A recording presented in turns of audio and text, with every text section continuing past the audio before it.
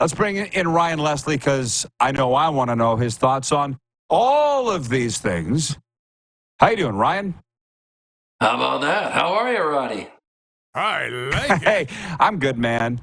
I'm good. How's the off season going for you? Or is it the off season? You're going to be working some playoffs here, or what's the junket? It sounds like right now I'm going to enjoy first round off season, so that's kind of nice, and it's great because all the Canadian teams that are in have great people there that are in those markets, and happy for all of those individuals who are staying with their local team. I know how fun that is, and to be a part of it. So right now, pretty quiet, which is great. Lots going on here outside of the rink, so.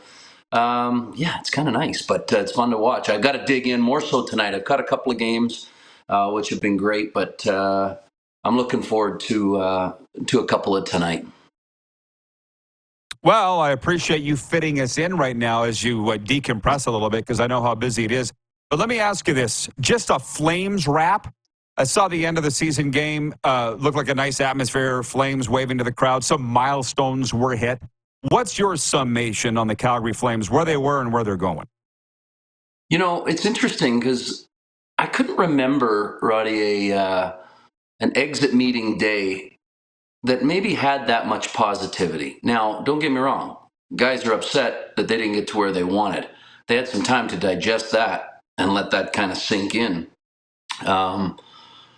And there's certainly frustration. But I think the reality of the Flames situation was such that when you take 5 guys out of their lineup that were, key guys, and then you think about those milestones that you mentioned, guys who had some career years, the veteran guys, and Weegar and Kadri, it was his second best offensive season.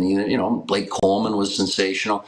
And then you splash in some of the young guys who are not only happy to be here, but contributing and showing, the faithful that there's a little bit of promise here in this future. At least the stable looks like what you've got on the lineup and some guys that you've called in, that it's okay. We knew this was going to be a retool. This is how it's looking and feeling. This market is unique in that it's maybe not as cutthroat as other fan bases. It is a loyal one. It seems to be understanding. I think the Flames themselves have done a really great job as far as getting their message, and whether or not they've labeled the direction one thing or another, they've kind of shown what they're doing. And I think the fan base is bought in, understands it, and wants to get better. And so, this dark cloud that was hanging over it the last few years and maybe even longer seems to be slowly rolling away. Don't get me wrong, I'm not suggesting that anybody's happy with not being in the postseason. But you get the sense that, okay, the way it's being reconstructed might be one that people can understand and get behind. So the locker cleanout, the exit meetings that day was realistic. I'll say it that way. I sensed it from all the way down here, watching all you guys' coverage. The players, the look on their faces wasn't what you would necessarily expect. And I heard the comments, like Kadri, a month ago in the season, he's like, these players care for each other in this room. I don't know if he said we're family or we're brothers or something. I'm like, I don't hear that a lot coming out of that dressing room. So something happened, and I think Ryan Husky should probably get some credit for that, and certainly Craig Conroy's boss. They weren't going to do it in just 1 year. If anybody thought that, that was unrealistic. Yeah, no, you can't think that way because it takes you a year to unload. It takes a full season to unload the players that you need to part with over the course of the year. You're not just doing it all in one day and then boom, you're happy. It takes some time to not only rebuild, but it takes some time to unload and make those trades. And then it takes some time, as everybody knows, to get those players up to speed. And what are those draft picks going to look like? Is he going to parlay those picks and that currency into something else? So way too early to look at winners and losers of trades. I think they feel good with the Lindholm deal.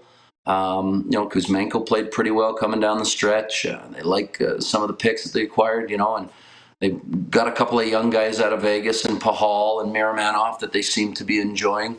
And now you wait to see what picks turn into players and what those players turn into in terms of NHL regulars. So time will tell. But, my theory, Roddy, is just be ready in time for the new building. And I think that goes across the board for anybody who's A, got a new building, and B, rebuilding or retooling or reconstructing. So that would be my own personal sense of, okay, if it's 27 or if it's 28, sounds like it's going to be 27. Be competitive, be good, and have somebody that you can market, and have somebody that that your fan base can get behind. A team that looks good for night one of the new building, and that takes time. You just don't flip a switch. That's exciting. Man, I loved having you down at Century Downs Casino because I could fire all my questions at you. I only got one more. Time for one more. I know you have a special relationship with Matt. Are you kidding me? That was great, wasn't it? That was good. Wish we had more. I never get enough time with you. That's the point that we're getting at here. Well, maybe you one have a day when you special get your own relationship show, with Matt. Yeah. You have a special relationship with Matthew Tkachuk. So how happy were you to see what he did in Game 1 yesterday? Get engaged, the week that he got engaged, all that stuff, man. It's going great for him. It is. I had a chance to catch up with him when we were down there in Florida. Just so happy for him. That family's so great, been so good to me over the years. And, just to see him having that success, he's determined. I was also in touch with Ryan Lomberg, who I just love from his time in Calgary. And, Sam Bennett's down there. I was going back and forth with his dad, Dave. And, you watch these players move on, and, you and I are the same age as their parents. So you kind of look at it differently, right? You're just kind of rooting for these kids to do well. And honestly, when it comes to Matthew, I just get such a kick out of him. And he got engaged. She's lovely. She's wonderful. And he's on the path here to making some more noise in the postseason. And it's just, it's great to see. And I think, it was funny. You and I had a conversation once about this, and I know your podcast with both Florida teams, which is so awesome. And, somebody asked me about, who's going to go further this year, Florida or Tampa. And I had said, I kind of get the sense at the time, this was in the preseason, that maybe John Cooper and the Lightning are going to retool and just kind of, they don't like not being in the final, right? And so I said, I think maybe Tampa. Well, I heard about it. Somehow that clip or that whatever it was made its way to Matthew, and I heard about it for sure. So I'm not sure who. This show, was it not? Yeah, it was.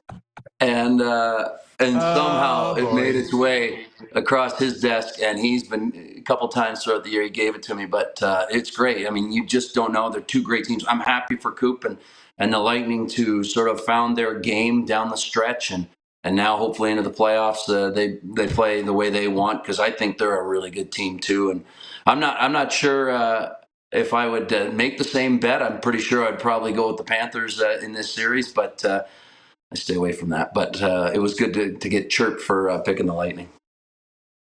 Hey, these guys one day might understand. You're welcome for the motivation, you guys. You're welcome, by the way. And, I was watching Lomberg yesterday. Just a freaking wrecking ball out there.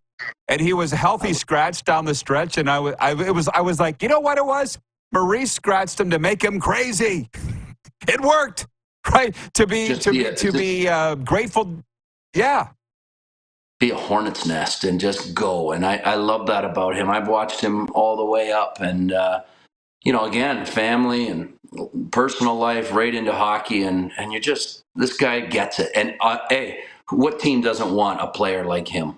Every team wants a player like him. He's got that grin on him when he's just mucking it up, and just awesome. And so I'm happy for these guys. I think Florida's a really good team that, is designed for this time of year. And I don't think I'm going out on a limb. Not one listener's going, oh, great insight. It's true. Everybody knows it. And I think that's a team that's going to make a lot of noise, and I'm happy for them. I think they've got great leadership, great pieces, great role players, great goaltending, a good blue line. They're gonna do some damage. But I can't wait to see Dallas and Vegas tonight. I'm looking forward to that one. Noah Hanif's over there. He's going to be playing with Pietrangelo, and and Chris Tanev's down in Dallas, and how good are they, right? So what a matchup. Absolutely, man. God, I admire you as a great hockey chat. And what show doesn't want you, Ryan? You're the Ryan Lamborghini. You're the Lamborghini of television. Wow, I'll take Thank that. you. That is a feather in the cap from Roddy There you Pedersen. go. I'll take. How about that? All right, man. Enjoy the hockey. We'll catch up with you. See you, boys. Take care. Over and out. Sportsnet Flames, Ryan Leslie. Man, that was fun.